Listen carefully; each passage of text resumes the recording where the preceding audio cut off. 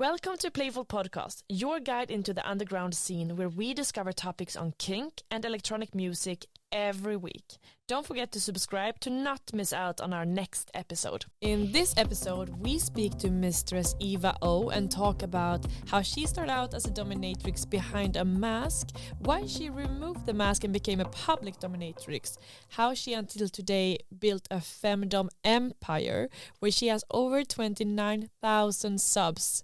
We speak about how BDSM and latex culture has become mainstream and how that affects sex workers as well as her hopes and fears for the kink scene.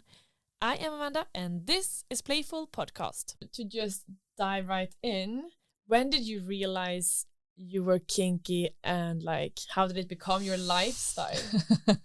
I realized maybe a few years into working as a dominatrix. What? I started professionally before I started personally. Yeah. So an ex of mine suggested, just as a joke, that I should consider becoming a dominatrix when I had nothing to do with it. But it was a joke because of how assertive I am when I communicate. Not really anything sexually.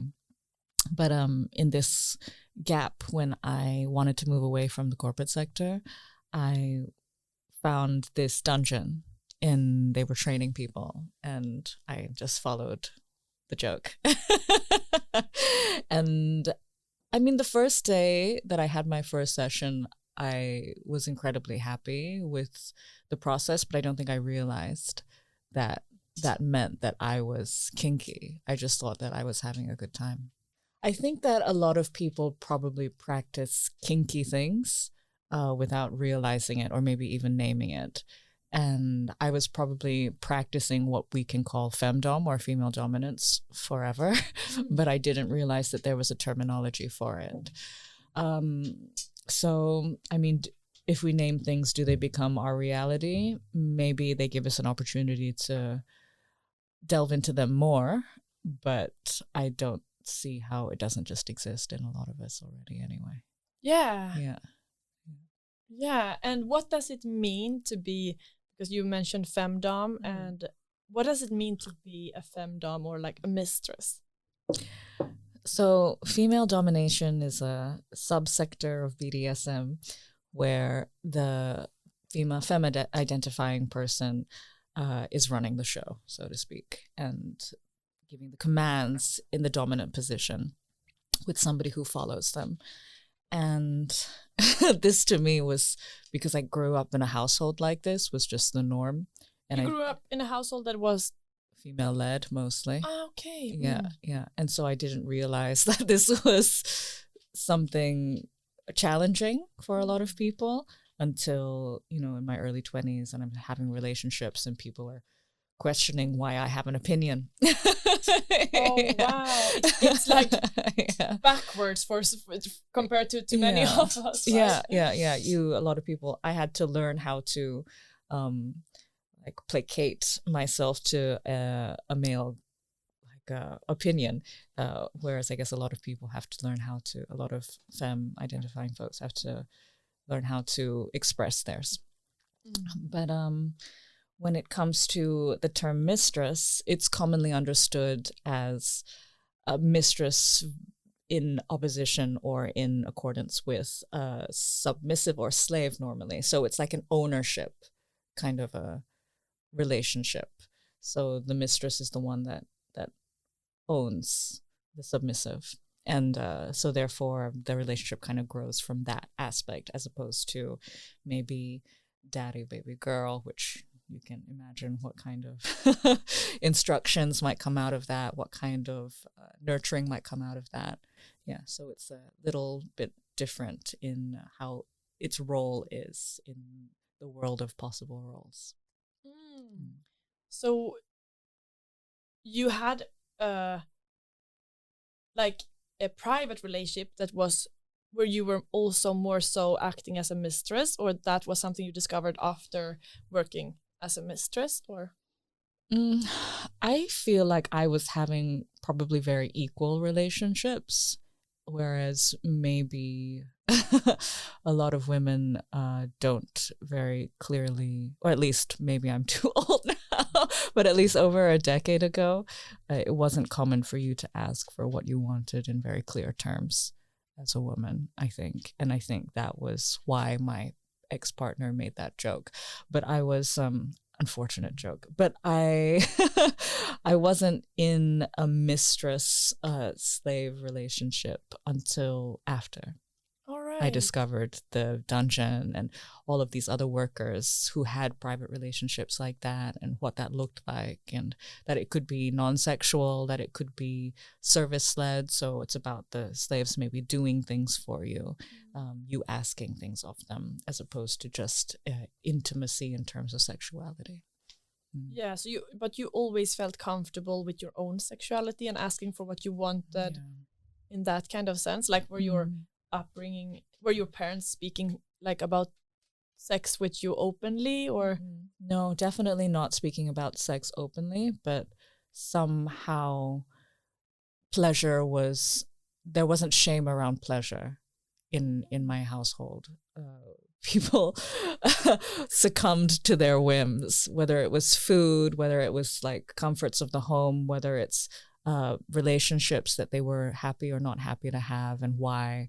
So sexuality was not a topic. I think that's common, especially in a lot of Asians environments. But questioning whether I was comfortable, why are you comfortable or uncomfortable, what can we do about it, that was always a dialogue. Oh, wow, like very emotionally intelligent. Yeah, and giving a lot of agency to me, even when I was very young. And so I think that kind of just laid a groundwork for me to be like, of course I should receive pleasure and ask for it how I want it. And that's how I will get it.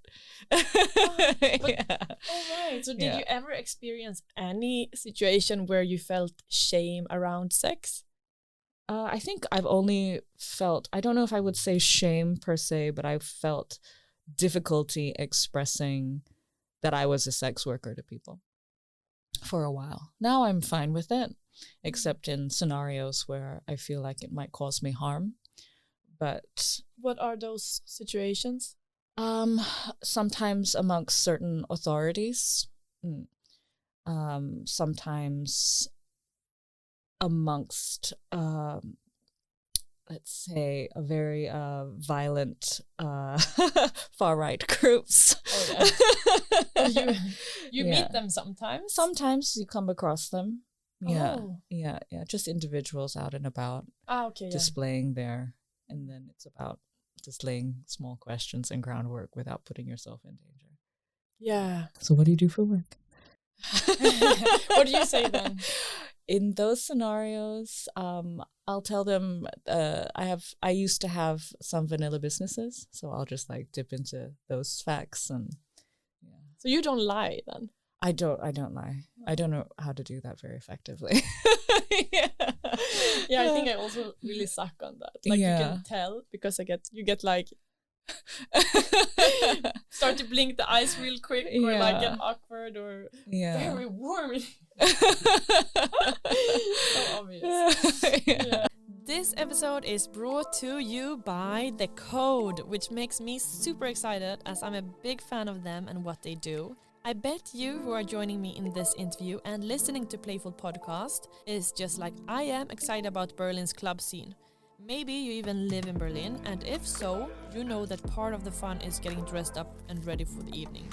At some clubs, it's even a necessity, and in my case, it always creates a tingling feeling in my body whenever I'm getting ready for a club and put that extra love to what I wear. This is why I'm so excited to tell you about The Code, which is so much more than a shop.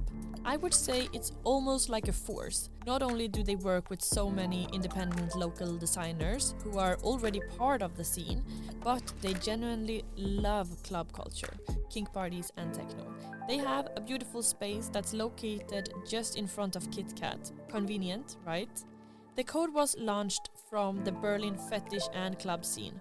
And this is why they are authentically shining a light on independent designers and artists that are creating the aesthetics of the Berlin underground.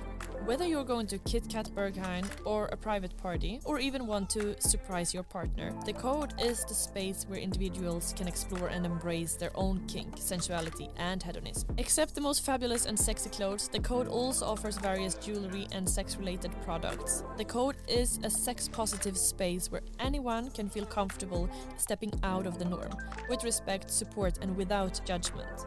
So whether you're new to the fetish and club scene, or if you've been in the game for long, the Code is the perfect place for you before you go out in Berlin. Thankfully, for you who don't live in Berlin, you can look at their website and on their social media, like Instagram, to find inspiration and even order pieces. And you'll get an immediate feel that this is something else. This is the place, almost like a community for people who are passionate about club culture, fetish wear and techno, and you are invited in. And one thing that I really love about them, besides their support for local designers, is that they really see you when you're entering the store. They take such good care of you inside there, and I promise you, you're gonna feel like a star. Therefore, if you're living in Berlin, celebrate the weekend a little early and go to their store on Köpenickstrasse in front of Kit Kat to delve in their amazing energy and get to look at and even try out some beautiful and handmade pieces. You're gonna have an amazing time, I promise you that. Thank you, the Code.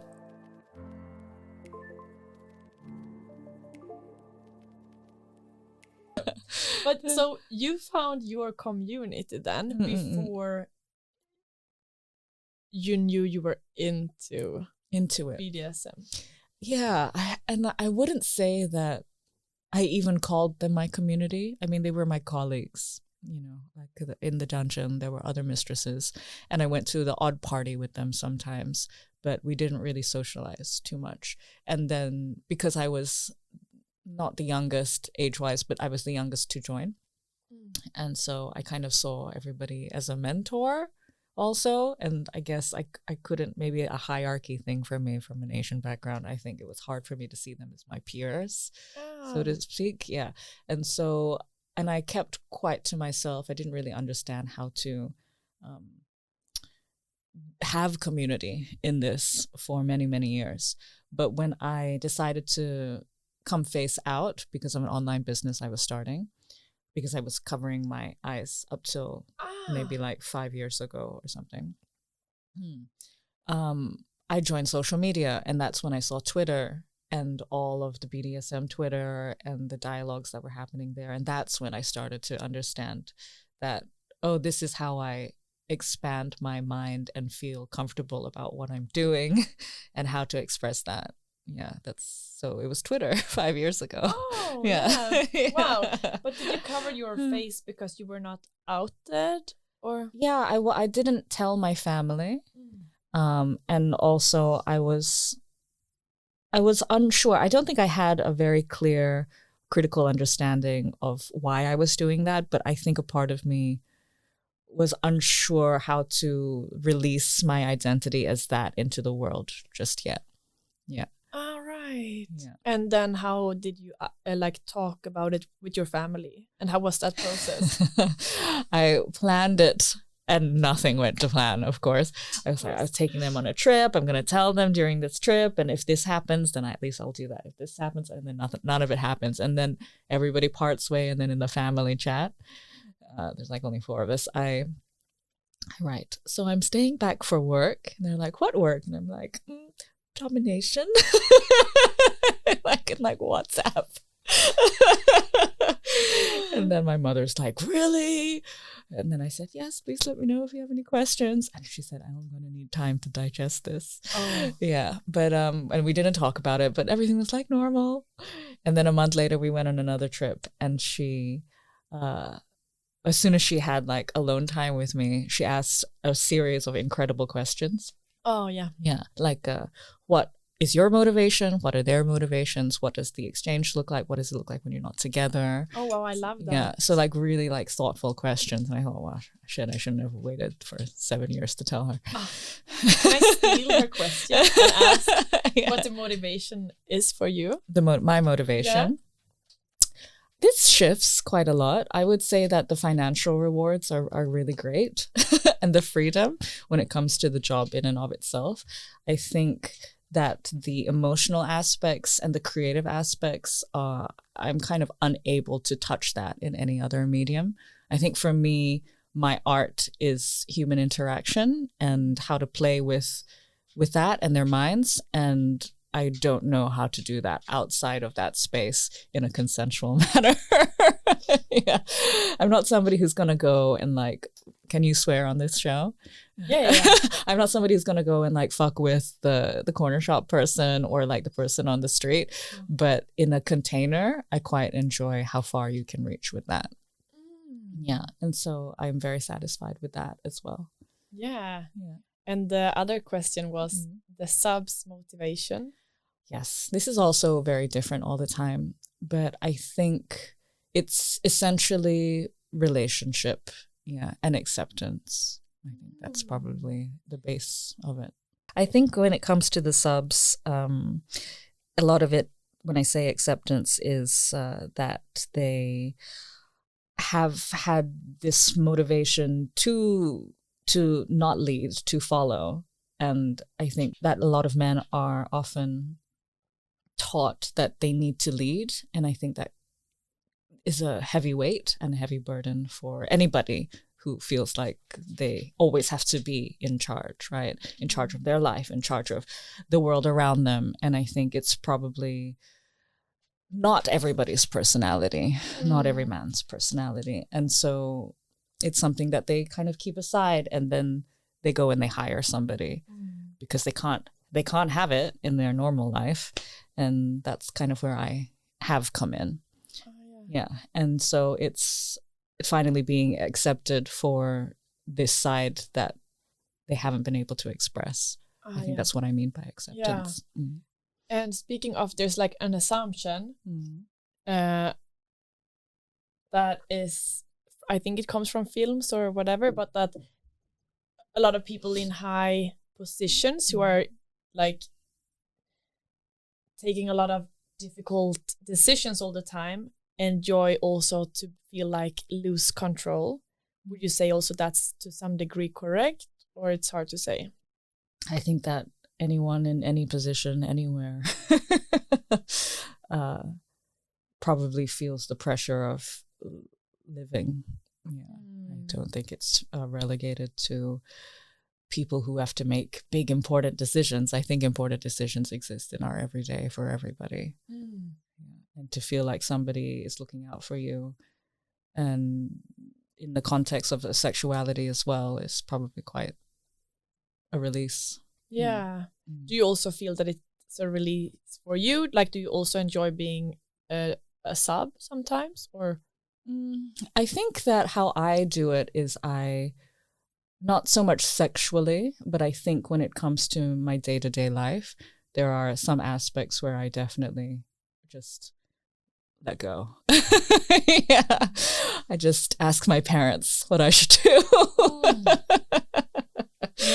Yeah. So it's just relying on my community. I've found I bottom, especially in party contexts with my friends. I'm very happy for especially professionals to utilize me as a bottom.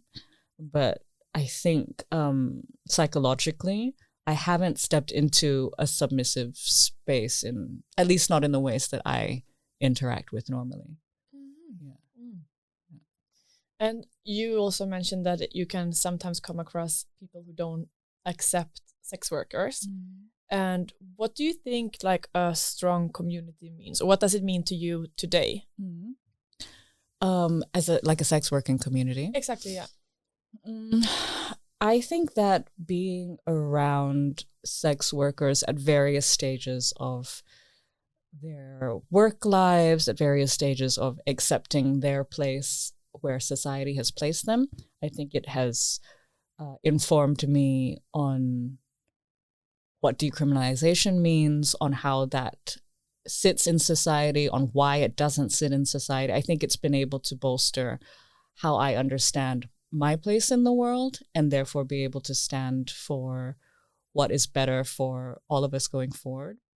So I think it's been very informative in that way. And then all the emotional things that come from that also, from being informed, I guess. Yeah. Yeah. And it's also really fun because people, you know, a sex worker who's worked for, you know, long enough, seen enough people, you see such vulnerable aspects of other people. And there's some patterns that really emerge, and you learn how to navigate them, how to play with them, how to make it a sustainable business also. And that changes a person. You know, you become a lot more creative, I think, with the people that you meet. And that makes for some very interesting possibilities. So when I interact with another sex worker, you know, the jokes that can be had, the emotional places that you can go to safely and understand that they can come back from it. You know, there's a lot more play that's almost available to you. Yeah. So it can be quite fun. And when you, and then we call people who don't do sex work civilians. And then when you kind of move away from that space and you're around civilians for a period of time, you can be reminded like, oh, okay, these are jokes for within the community, or these are headspaces that other people are not ready to go to yet. Yeah. And like, speaking of creativity within the work field, feels like you are very creative, and like you have also an entrepreneurial spirit. Like you can like any freelancer. No, I wouldn't say any freelancer. Like, I think it can be really hard for some. Like, I think it really depends on how your ability to see what's in demand and what, you know, your own qualities. I think there's so much stuff that you know you need to be aware of to be able to be successful as a freelancer. At least that's how I feel. Yeah, no, definitely. And it feels like you very much have a sense of knowing, and you know, like you can see potentials. And so now today you have like tell me if I'm wrong, 26,000 slaves or subs. I have, I think about close to 28,000 online. Oh yeah. But this is over time. Exactly. Yeah. And it's all within my site, youwillpleaseme.com, which is for the most part automated. Yeah. So it's courseware. It's a courseware membership site, essentially. So it's just been the thousands of people that have come through there over the last 5 years or so. Yeah. Bravo. Thank you. Fucking incredible. Yeah. Yeah. You must be so proud. Proud. It's very satisfying to see your concept and your hopes for something come to fruition. Proud? I don't know. Yeah, what are your like hopes and my hopes for the site, or just in general? Yeah, in general. For my work or for everything? Yeah, for your work. For the scene, I guess. For my work and for the scene. I mean, there's this argument that things will become more homogenized if things are more accepted, and there's like a luster that is lost when things are no longer forbidden, right? And I think that as humans, we're always going to be suffering, and we're always going to be sidelining things, but they can become more nuanced and less overtly hurtful. So I guess what I'm trying to say is I hope that things are more accepted, and legislatively so as well, and therefore society can start to integrate them. But yeah, for those who feel like they see too much of kink around and that it's being adopted, I think that has an argument to be said, but it's also, I think it's good for all of us. Yeah, we're gonna speak a little bit more about that soon. But I'm also curious, like, what kind of courses you have on the site? Yeah, it's things like really basic, like how to look at my photos, well, how I want you to feel, and how I want you to interact with them, as opposed to just jerking off to them or whatever. And then also like how I like my feet worshipped. This is how I like it massaged. This is the cream that I use. This is like a tease, and I want you to interact with the tease, you know. So it's just like different facets of how it might be like to interact with me. And they're all video courses. And little quizzes and That's so. It's cute. It's fun. It's super cute. It's like it's so cute. It's not even cute. Because I mean, imagine 26 people. They want to know how they can massage your feet in the best way possible. That's pretty extraordinary. Yeah, whether they actually manage to is another thing, but they have the instructions. So yeah. Did you always have good self-confidence? Yeah, that's one thing I haven't struggled with. Yeah. Yeah, born with. Oh no, it's your family, isn't it? It's your childhood. Yeah, I guess. Yeah. And I do come from like a definitely intelligent enough and like acceptable for society enough family, and they've been in positions of acceptance, and so there wasn't really any but even so there wasn't a lot of conversation about having to maintain that like in the family. So I think it was just easeful, you know. They achieved things and that was that. And maybe we need to think a little bit about a strategy for a future, but we're not going to dwell on it either. So I think that probably lays the groundwork for a confident person to emerge. But I feel like I got a lot of security from family, but then I remember as a kid or a teenager that I was sometimes shocked by people like in my class or whatever, what people said to each other and to me. Oh. And that was like, oh, whoa. What would they say? No, like it could be anything. It could be like, this person is so ugly. You know, like kids are pretty rough. Yeah. And that, but if you have a confidence, I guess you don't, and you speak about it at home, I guess it's easier to come like around it. Yeah. I mean, it's also someone else's opinion. And it's also informed by maybe they're having a bad day. Maybe the place that they're coming from culturally doesn't see that as good. Yeah. And so I guess family does a lot with making you realize that it comes from a place that isn't an opinion. It comes from something else. It doesn't have to touch you. Yeah, exactly. Yeah. And I come from a very like my family's Chinese, Malaysian, Burmese, English, Irish. It's like super mixed. One looks black, one looks like this, one looks white, you know. So I think and I traveled a lot while I was growing up. School to school. Grew up in England? So mostly in Southeast Asia and Australia. Ah, okay. Yeah. And there was different language. So I think when you understand that there's such variety, that there isn't a singular thing that needs to be abided by in some ways. Yeah. So an opinion like, that's ugly, it's like, to you. Maybe today. Yeah.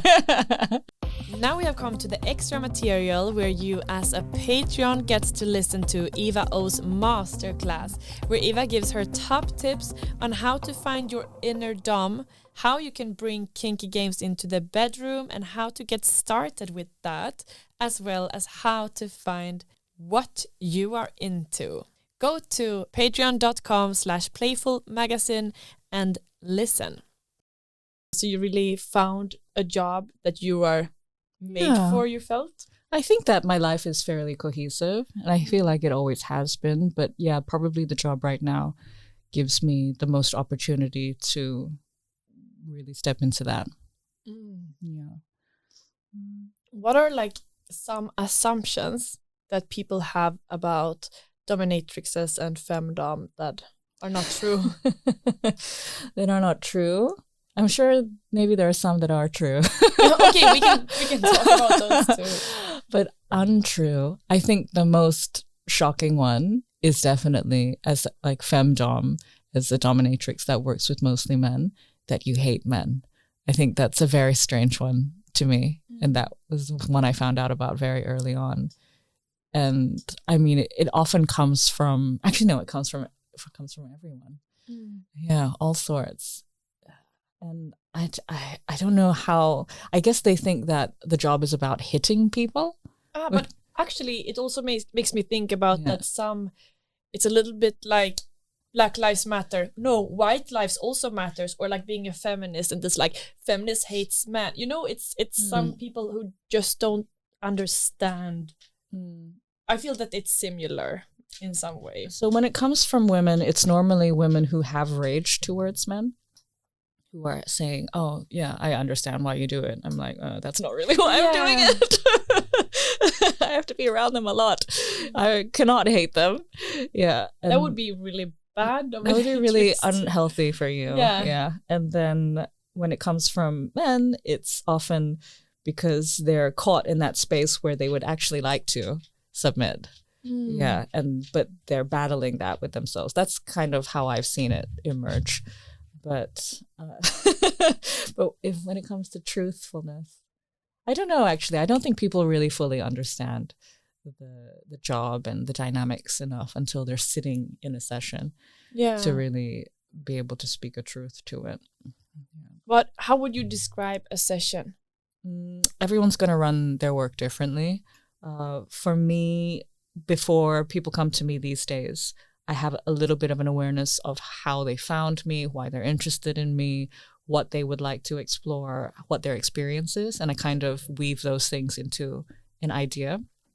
And then when I meet them, we talk quite a lot to start. And then I take that information and I kind of let it feed into what I'm going to bother to try to do with them. And I'm talking a lot, actually, during the session, most of the times. I'd say there's very few clients that I'm like, okay, maybe I shouldn't say anything.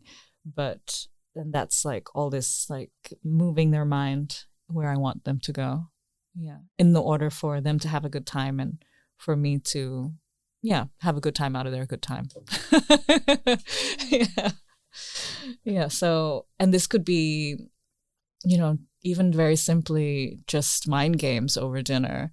Or it could be in a very classic dungeon scenario where I found that they need to be strapped to a wall in order to like actually realize that they can't go anywhere and it's just time to surrender.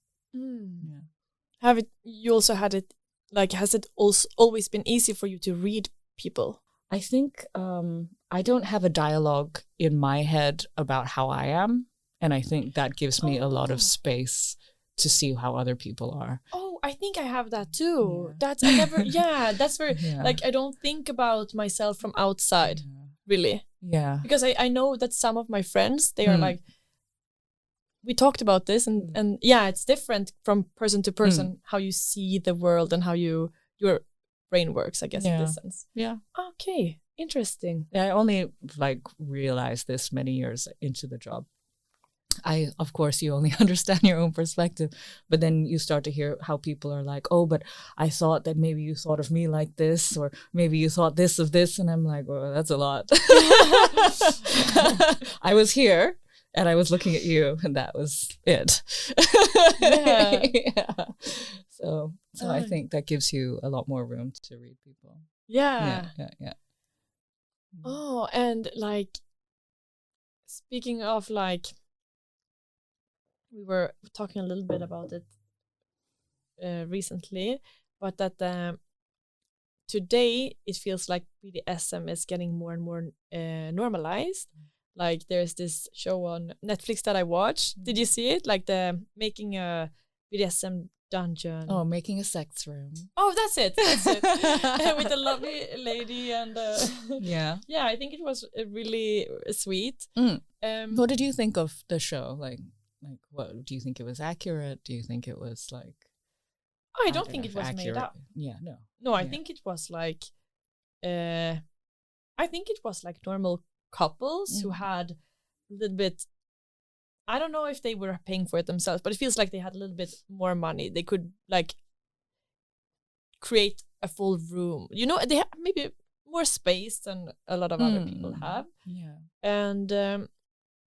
and I think it was really interesting because it was some people who lived like in the countryside and they had like almost no contact with other people, but I was really impressed by their relationship that they had. They seemed so happy without having any social life. Like they had their family and then they had their sex life, and that was like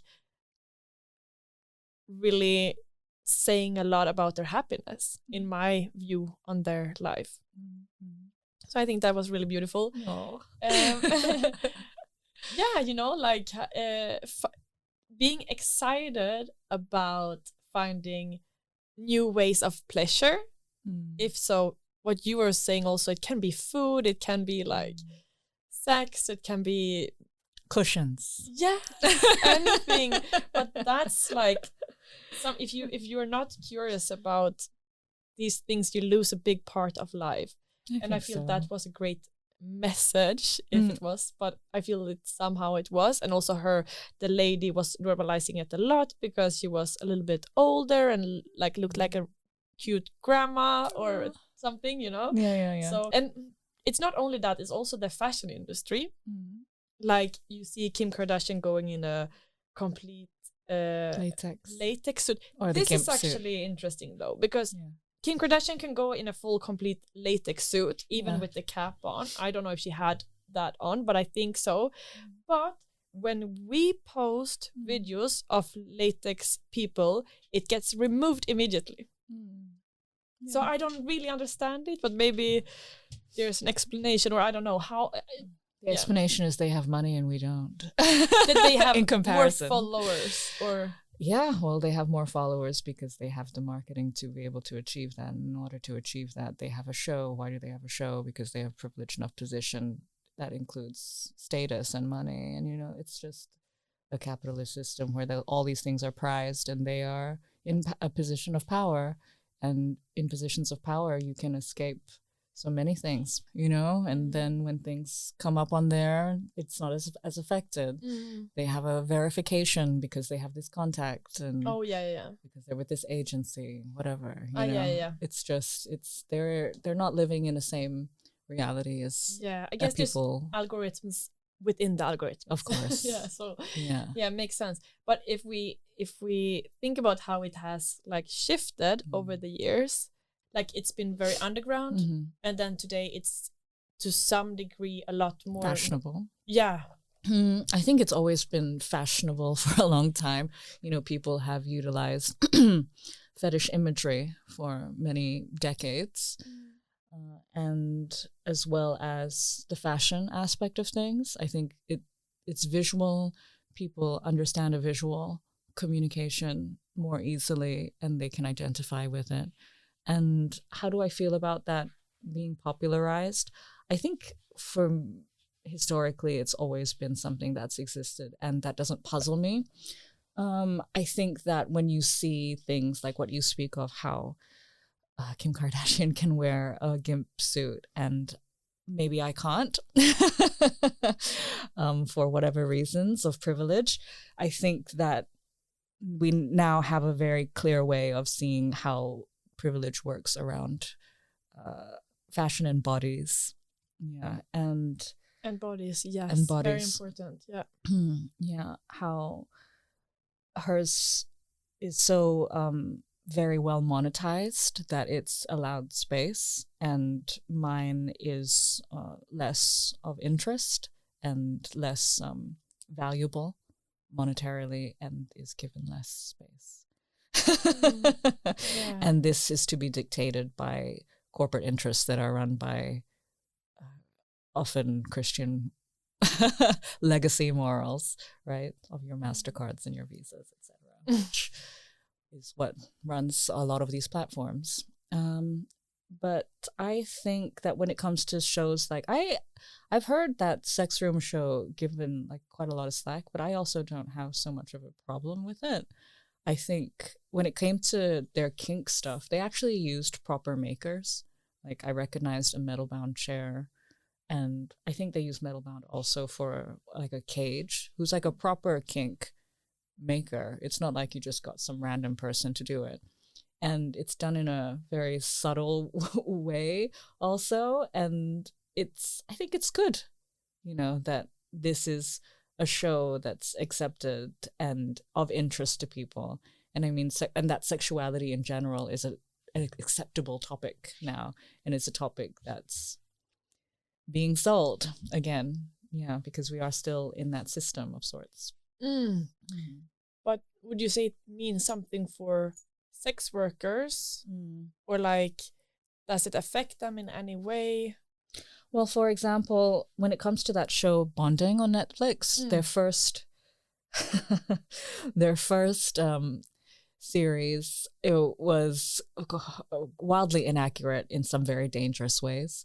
And it also gave this, like on Twitter, they used the main character as the Twitter account, and it was a mistress, and she immediately was verified, right? And so it was just like, it was this feeling like, so you have this character that you can monetize and that you can verify, but all of us, we have to be really careful about what we say. We have to market as this, we can't post that. And it's just like, all right, okay, so there is an injustice at work. But they had a lot of backlash, and because of that, they actually recruited, I'm not sure if I can tell you who they recruited, but they recruited people from the community to properly consult, and then they hired people from the community to act in it. So I think as long as there's the potential for a dialogue to happen and that people are open to being responsible or held accountable, I think it's worthwhile that we are more and more in a public eye. Yeah. Also because, I mean, there's this, people are more open to speaking about gender fluidity, about sexuality now, because there were moments in time where it was in the shadows and it was brought out by louder and louder voices. It was eventually legislated that homosexuality is not a crime, at least here, you know, maybe where I originally come from, it still is. But it's because of movements like that and more visibility that things were becoming a part of legislation and therefore culture, you know. I know it's intermixed, but in terms of this particular point, I think that's kind of the progression of events. And I think it's important that we don't shut up. Yeah.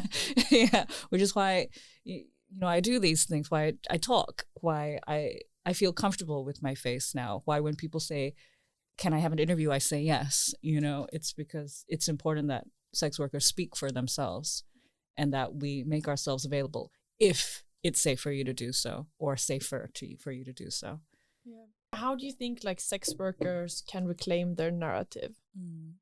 Well, like this, like me talking to you now, like are there more ways? Doing what we can. I mean, the issues with social media is that you kind of self-censor because you fear that your voice will be taken. But I feel like, you know, trying to push back against that and trying to just be visible is also useful. I think when you see something incorrect, like in that bonding show, to speak up, to approach them, to offer. So people contacted, or sex workers contacted them. We like had like a little shitstorm around their social media, and we have contacts. A lot of our workers are also writers and also in legal positions, and so many, you know, it's a lot of us have other skills. And so I think it might have been like a contact, or it might even have been a worker with like Dazed or Vice or something, and we wrote about how it was incorrect and what could be done better. And I think that all of these things kind of came together. Yeah. I feel like, for example, on TikTok, it's like you cannot, like the video we post of Bloodstream was deleted immediately. And we were like very much questioning it. And then we spoke about it and we were like, why is that? And people said like, because they don't want to deal with all the parents complaining about the platform being filled with sexualized content or whatever, that it's the easy way out for them. I don't know if it's they don't want to deal. I think they want to continue having a profitable revenue stream. Yeah, well. Yeah, and in order to do that, you have to be able to accept payments. In order to accept payments, you have to abide by the regulations that payment processors lay down, payment processors that are, you know, I already mentioned it a little bit, but that are run by interests that are very much laden in old Christian-based morals. Christian-based, yes. Yes, exactly. That's very true. But because it's all American, you know, all of these companies. Yeah. Like the payment. Yeah, exactly. And if banks is also very, I learned through the podcast also that banks don't let sex workers have an account? Depends what country, but it is still very difficult, even in decriminalized areas. If I think probably in fully decriminalized areas such as New Zealand and New South Wales, in Australia, I think that you can probably build a case if somebody's going to shut you down on the basis of that. Oh. But anywhere else, they can do that. Yeah. It's structural violence, right? It's like you're limiting somebody's ability to earn money to support themselves and their dependents. And yeah. Do you see that changing in the future?